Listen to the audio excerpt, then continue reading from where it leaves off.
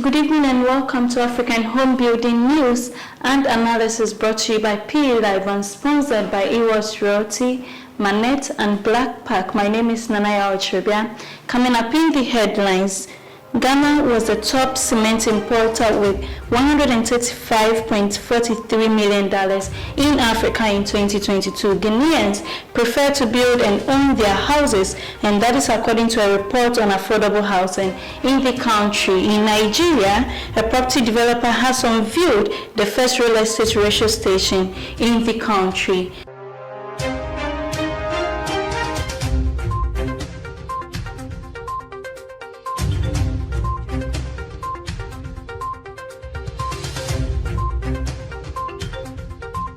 Now the news in details. Ghana was a top cement importer with $135.43 million in Africa. Ghana was a top cement importer with $135.43 million in Africa, followed by Ivory Coast with $70.87 million and Cameroon with $58.32 million in 2022. The country's export of cast iron and steel totaled $1.3 billion from January through November 2022, a 20% annual decrease from $1.6 billion. Egypt's export of building materials, refractory and metallurgy industries rose 7% year-on-year in the first 11 months of 2022 to $6.37 billion from $5.94 billion, according to a report by the Export Council of Building, Refractory and Metallurgy Industries. Meanwhile, Egyptian cement exports saw a 37% year-on-year surge to $602 million from $438 million.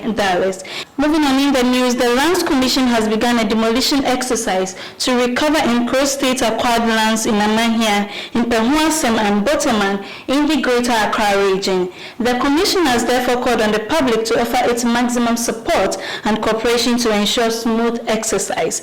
A statement signed by Mr. James E.K. Dodson, the Executive Secretary of the Commission, said the demolition of unauthorized structures followed reports of increased encroachment on those lands by unknown armed men during December 2022.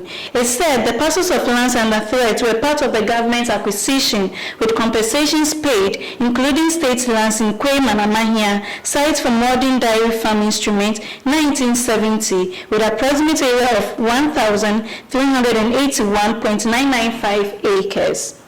Still in news, Ghanaians prefer to build and own their houses, and that is according to a report on affordable housing in the country.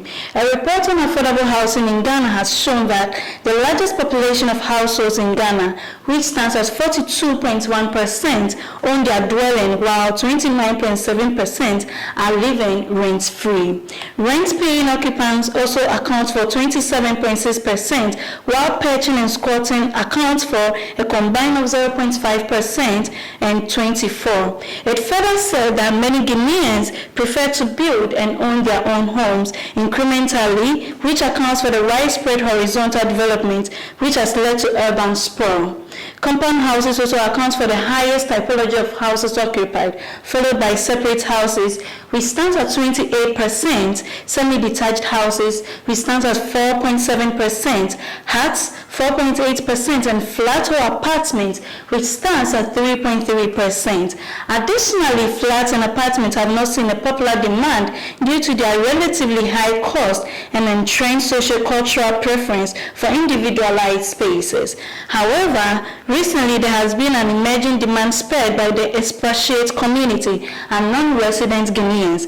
It said these types of accommodation were more secure than that of the traditional approach of incremental construction on lands which were frequently subjected to multiple sales, ownership, disputes, and outright stealing. Also, the high interest charged on mortgages by the various mortgages and financial institutions deters workers from applying, and they prefer to use the equity of personal loans and other income sources. Please stay with us as we go for a short break. We'll be right back.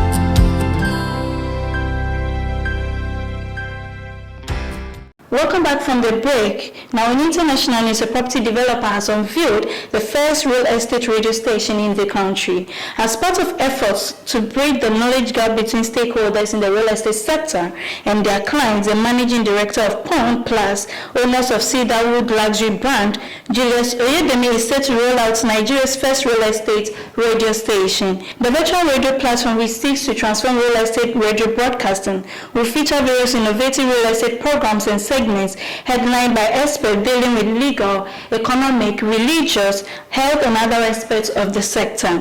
While explaining the need for a core real estate radio, the real estate guru said the sector is a vast area of endeavor and beyond mere buying and selling of properties.